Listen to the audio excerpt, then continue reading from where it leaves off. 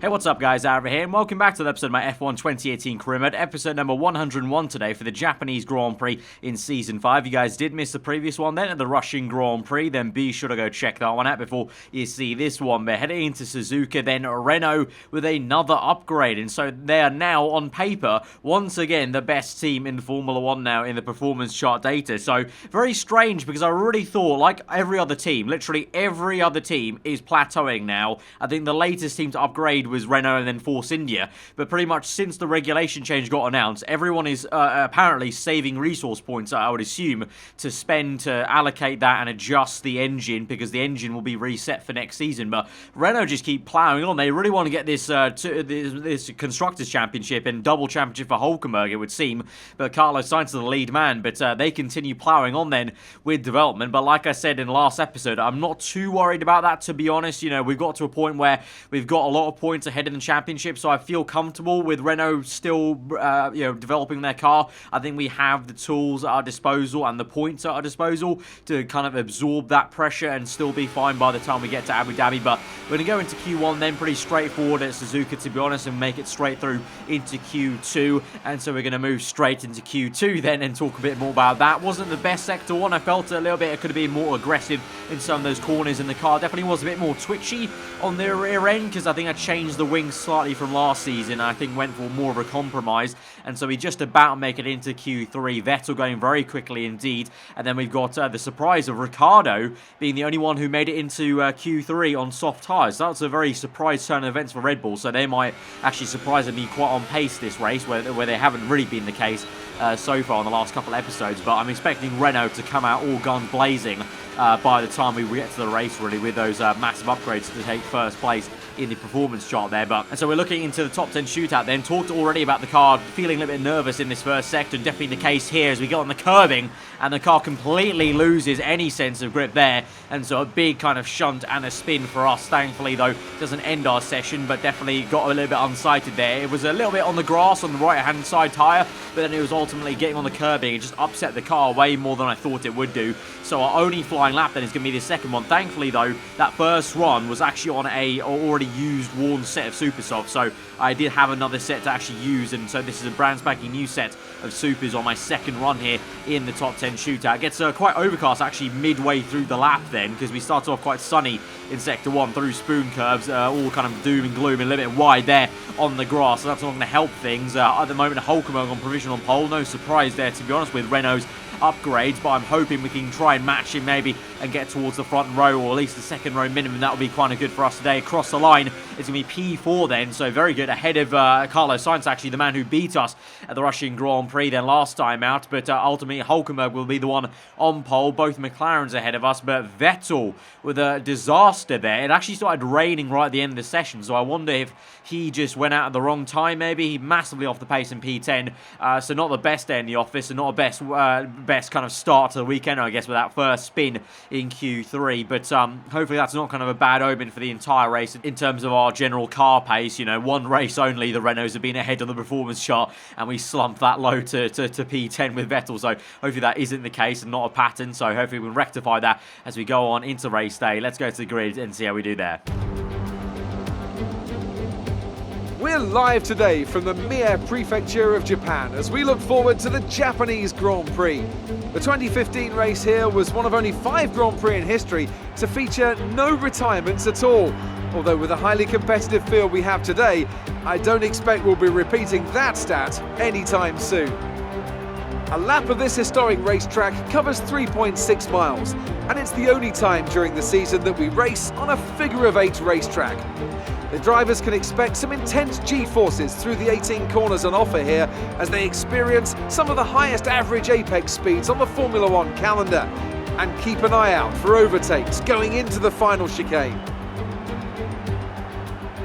Anthony Davidson is alongside me as usual for the race today. Let's talk briefly about Max Verstappen. There's a new gearbox in the back of that car, which means a grid penalty, and hopefully some excitement as they make their way through the field. Well, at the end of the day, it's always better to take some pain now than parking it up halfway through the Grand Prix. Let's just hope they can put that new gearbox to good use and get the results they're looking for. Well then, after an exciting qualifying session yesterday, let's take a look at how the cars line up. Great work from Nico Hulkenberg yesterday sees him start on pole, and starting alongside is Fernando Alonso. Looking down the rest of the grid, we have Van Dorn, the engineer, Carlos Sainz and Ricciardo, Bottas, Leclerc, Gasly and Kimi Raikkonen, Ericsson, Hartley, Romain Grosjean and Hamilton, Perez, Magnussen, Esteban Ocon and Sergei Sorokin. Stroll and Max Verstappen completes the grid.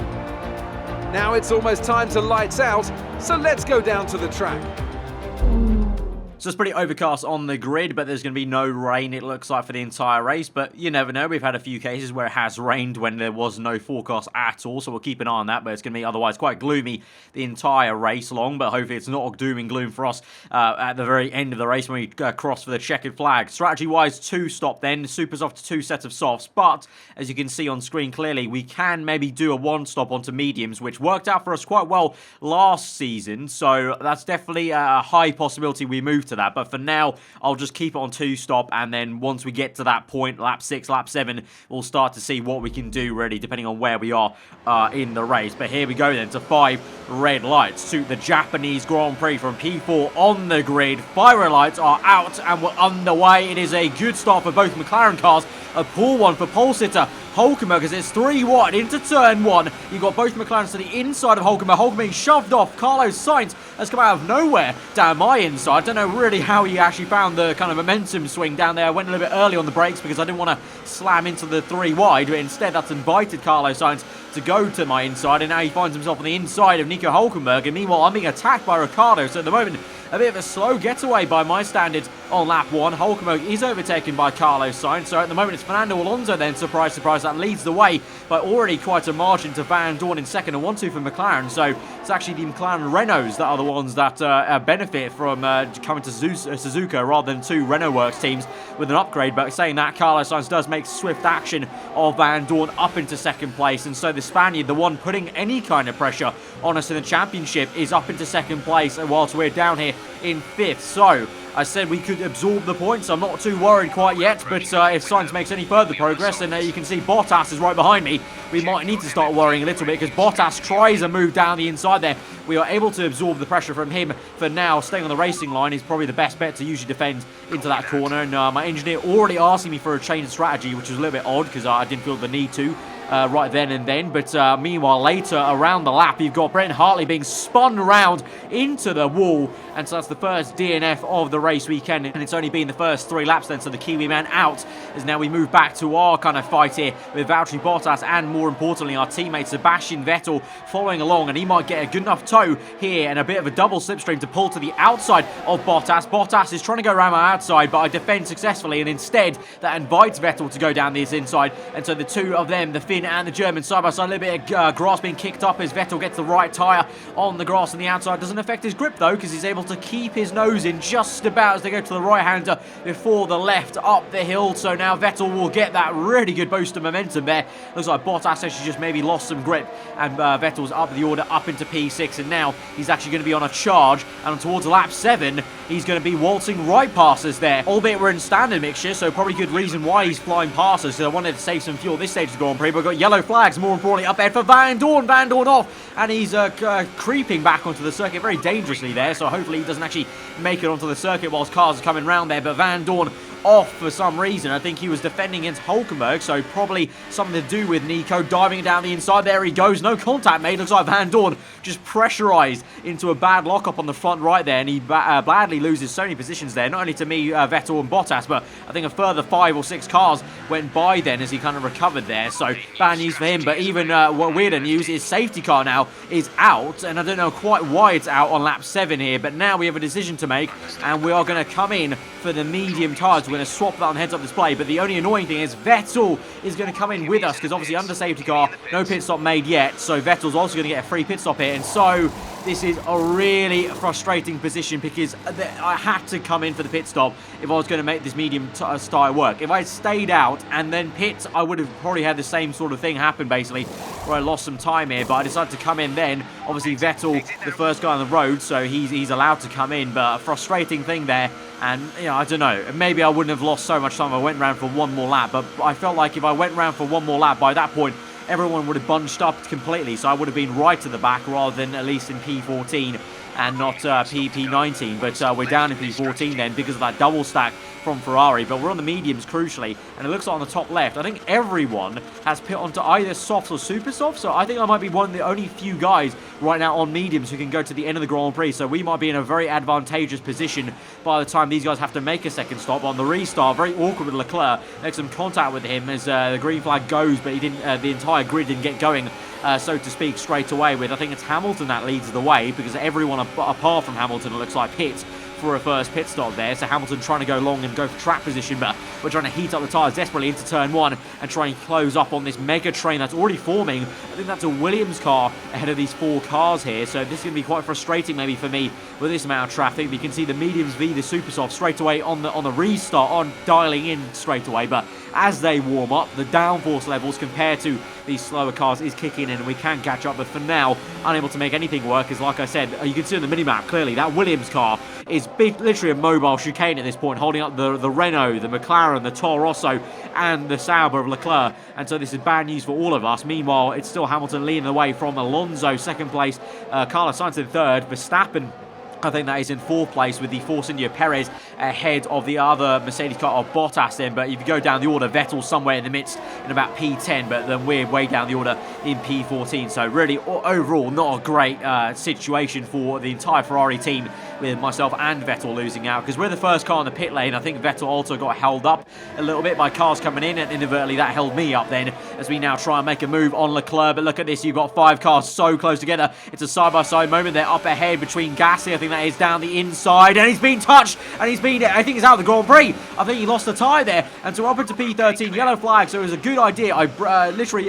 slammed on the brakes just before 130R because I didn't want to get side-by-side with Leclerc, because literally I thought that would happen to me, which is what happened to Gasly, which is seemingly, I think he went straight out of the Grand Prix with a tyre off there on the side of Van Dorn, I think it was. So now we defend against Magnussen rather than attack Leclerc, because still this traffic goes on. It's so hard to really pass around here, especially in the S section, and also just with the dirty air, and then plus the fact we're on medium. But there you go, confirmation. Gasly out the Grand Prix, then straight out there. Didn't even look like he kind of skewed off into the wall, just he was straight out as soon as he got hit. But we go around the outside of Leclerc with a very nice move on the right hand there, finding the grip, feathering the throttle, and we're up the order now into P12. And now can we get past this pesky Williams car? That's been literally, like I said, a mobile chicane for not only me but a lot of the grid, and he's going very slow on the exit here. So into the hairpin, can we make a dive? We'll go for it. Very close there, double lock up for us as we try and desperately slow down the car on the exit, plant the power, shimmy and shake with the rear end, but we'll get the power planted, and we're up into P11 now. We'll chase after Van Dorn, but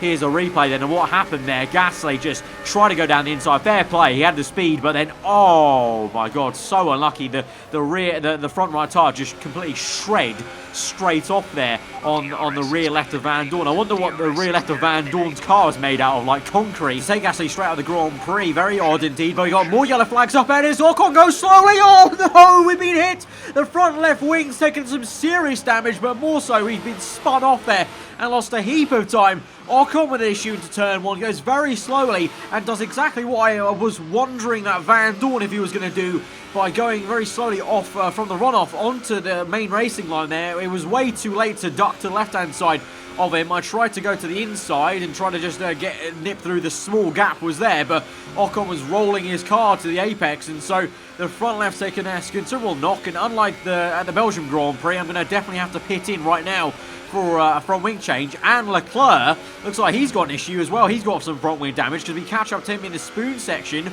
and I think I can see some damage on that front right of his. I think just about, yeah, I think the end plate's off there for his front right, so we just about keep ahead of him in a straight line for the drag race to 130R. So both me and Leclerc, we were kind of like very close to one another in that race, and now both of us have had an issue. And so this race goes from, well, it was kind of already bad with the safety car coming out and us making that pit stop and double stacking going down to P14.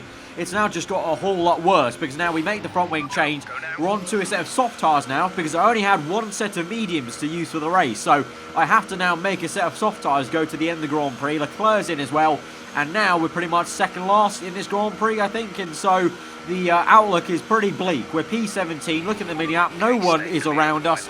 And so it's another Mexico from our season, you know. I want to say let's not give up, but this time round I don't know how much we can really recover here. But we're going to take a look now at Ocon's replay here to see what went on. So it looks like into turn one, he's got a car on his inside there. The Renault punts him off, but not even by that much, and that is it. That is all that happened. And then here, I tried to fit into that small gap. Obviously, you barrel into turn one and hardly even brake. Usually at an all racing speed, so I wasn't expecting a car to be there, and the last minute I just had to try and go down the inside, but yeah, he didn't even get hit that much, so very weird why he slowed down that much to actually even make that impact happen. So yeah, just baffling, and so we have to kind of get on with it then. And so now we move on to lap 13 then, P17. We're just trying to do the best job we can. We have to actually ironically catch up to Ocon, but Hulkenberg is out of this Grand Prix, as well as Stoffel Vandoorne and also Romain Grosjean. Okay, hang on. You've got 4 cars out. Sergio Perez is out as well. We've got 4 cars out, and just like that, look at the top left. Hamilton's out as well. What on earth has gone on? We're P12 now. In a split second through the last chicane, we've gone up from P17 to P12. And now there's only 13 people in this Grand Prix left. What on earth has happened? Hulkenberg out. Hulkenberg was right at the top end. I remember Hamilton was as well. Sorokin and Grosjean out as we now go around the outside of Marcus Ericsson, going very slowly on those mediums, and we're up into P11 now, so literally in like half a lap's time from the end of P13 to the beginning of P14, our fortunes have been turned around just like that, and it's all because of something that happened. I'm assuming here now we're going to watch the replay here and watch what went on. So Hulkenberg overtakes Hamilton then, I think that is, and you got the Red Bull not too far behind. That's Vettel, that's the Ferrari up ahead, but Hulkenberg with a horrendous lock-up, and so he goes slowly, and actually that's Bottas, that's not Hamilton, that's Bottas then, ahead of the Red Bull car, but okay, Hulkenberg parks up. Oh, I can tell what's going to happen. Oh, no.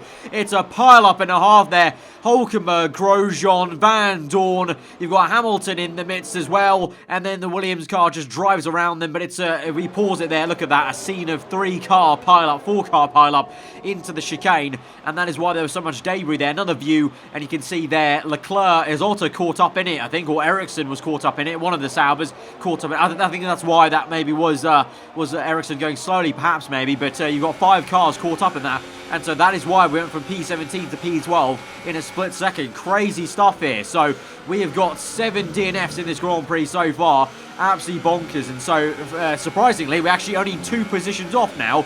2 points in this championship. When I thought everything was completely lost and gone initially after that crash with Ocon. And so now we're going to try and overtake Ocon himself and also Verstappen as they go side by side and get familiar with one another through 130R. We go around the outside. It's a big dive bomb there. And Verstappen just about leaves us enough room. And it's a very nice move there down the inside of Verstappen to get up into P9 now. And so we're on 2 championship points. We'll open DRS, waltz away from them and try and break the toe and catch up to then Magnussen. We're flying at the moment on soft tyres versus the mediums here, so bit of a kind of blessing in disguise almost in a way as we make a similar move, dive around the outside, and that move is becoming a quite quick favourite of mine here at Suzuka. Last season, remember, that move on the outside of the chicane just didn't work because I couldn't find the speed and the kind of confidence on the brakes, but for some reason right now, Season 5, the car's a lot better than it was last season, and I'm just finding the confidence on the brakes to just really slam it, not lock up and go around the outside then.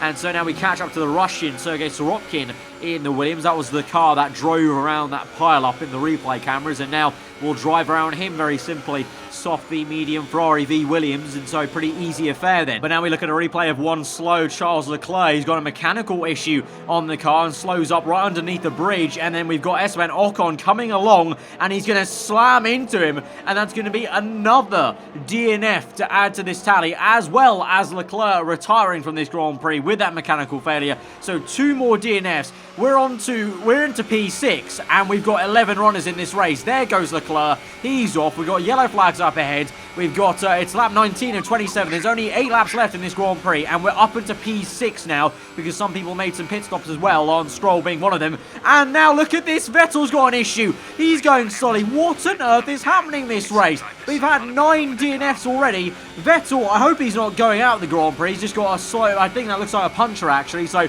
he's going to still be in the Grand Prix, but we're up into P5. How's this happened? Remember, we were P17. We were last at one point in this Grand Prix on medium tyres. It was looking very bleak, and now we're P5 after so many DNFs. And yeah, that is a puncher for Sebastian Vettel then, so that's why he's slow. So he's still in this Grand Prix, but we move on all the way to the last lap of the Grand Prix. Nothing more happens in what has been such a chaotic and carnage episode for this career mode here, the Japanese Grand Prix. Fernando Alonso will win this thing. Carlos Sainz, I believe, in second place. Somehow, though, we went from being in P4 down to P14, up to P10 or something, down to P17, and eventually we'll come across the line for P5 somehow with 9 DNFs at the Japanese Grand Prix. I can't say that I'm happy with how today went, but I'm sure you gave it your best. Better luck next time.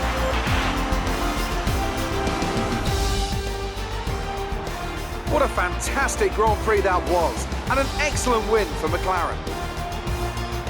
And Anthony Davidson, give me your thoughts. How did they accomplish this result? Well, you know what they say, to finish first you have to finish. And that fact was clear today, with lots of retirements having a big effect on the outcome of the race. As a driver, you tend to keep reliability concerns to the back of your mind and just focus on what's in front of you. But for the teams, races like this can be very stressful. Our drivers are making their way out for the podium celebrations, and it's going to be McLaren picking up the winner's trophy. Congratulations to the entire team for that fantastic performance.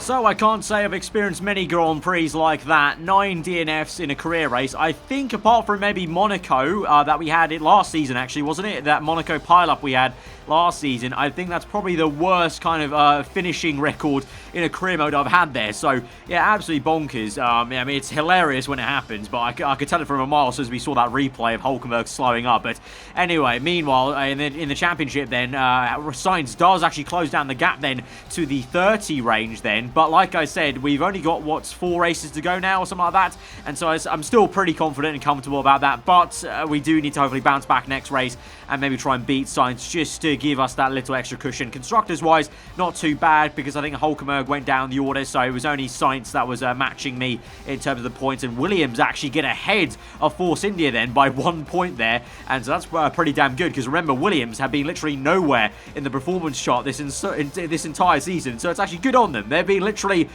Formula C. If Formula B is the midfield, they've been Formula C or D this entire season. So good on them for actually getting some points there today and actually not being last in the championship, because that's actually quite tragic, really, because Force India have been right up there in some of the fights, but they've just never really been able to convert it into points this season. And so we're going to round out the episode then. Obviously, a rep decrease then, so we'll go back to 0. Love it, that same toxic relationship, but I don't really care. That was quite an entertaining episode to say the least, really. And if you guys found it entertaining, then be sure to smash that like button. Let me know what you thought in the comments below. If you're new around here, you can subscribe for weekly Formula 1 content. I've been Evra. Hope you enjoy the rest of your day, and I'll see you guys next time. Goodbye.